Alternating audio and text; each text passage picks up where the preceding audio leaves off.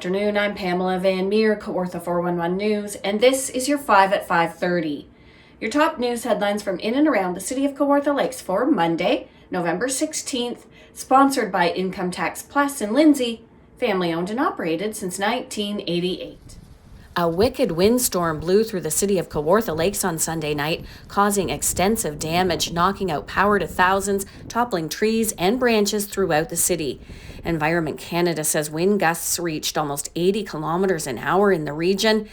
The cleanup crews had their work cut out for them today. This is hydro crews working on George Street in Lindsay. There was also extensive damage on Mill Street and Albert Street in Lindsay, as well as Raby Shore Drive near Fenland Falls, and a number of hydro poles were toppled near Glenarm. There is no word on any injuries, although some residents could be without power until Wednesday evening.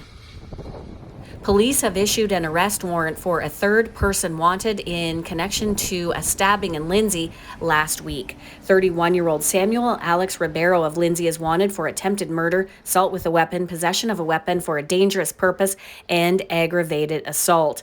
On November 11th, police say they found a stabbing victim at a William Street North residence in Lindsay. The 25-year-old victim was taken to Ross Memorial Hospital and then transferred to a Toronto area hospital with serious but non-life-threatening injuries. Later that day, a 51-year-old from Lindsay was charged with assault. And on November 12th, police arrested a second man, 19-year-old from Lindsay, was charged with attempted murder, assault with a weapon, possession of a weapon for a dangerous purpose, and aggravated assault. Anyone who knows the whereabouts of Ribeiro is asked to contact 911 or Crime Stoppers anonymously. There were 2 new cases of COVID-19 reported in the city of Kawartha Lakes today. That brings the number of active cases to 3.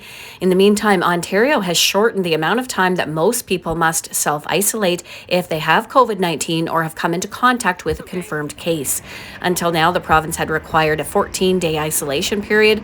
The ministry changed that recently and now says self-isolation can end after 10 days if the patient has mild to moderate symptoms. The change was not publicly announced, but is included in version 10 of the government's reference guide for public health. For more on this, you can go to our website, kawartha411.ca. A 37-year-old man from Stouffville is facing a number of charges after allegedly blowing by an OPP cruiser parked on the shoulder of Highway 35. It happened on November 14th when the officer was parked on the shoulder with the emergency lights activated when the vehicle passed at a high rate of speed, according to police. The officer stopped the vehicle, and the 37-year-old is now facing charges of impaired, possession of property obtained by crime, driving while under suspension, use of plate not authorized for vehicle, and operating a motor vehicle without insurance. It's time now to take a look at the weather.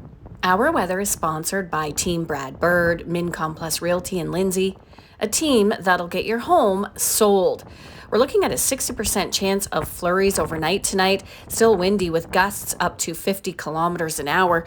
For Tuesday, we are looking at a high of 1 degree with a 30% chance of flurries and a low down to -12 overnight. On Wednesday, sunny skies with a high of -2 and a low of -5 throughout the night. And on Thursday, cloudy with a high of 6 degrees and a low of +5 overnight. That's your weather, sponsored by Team Brad Bird, Mincom Plus Realty in Lindsay. That's your news for Monday, November 16th. For a look at all of the day's news in depth, you can go to our website, kawartha411.ca. Thank you so much for watching, everyone. We really appreciate it. We'll see you tomorrow.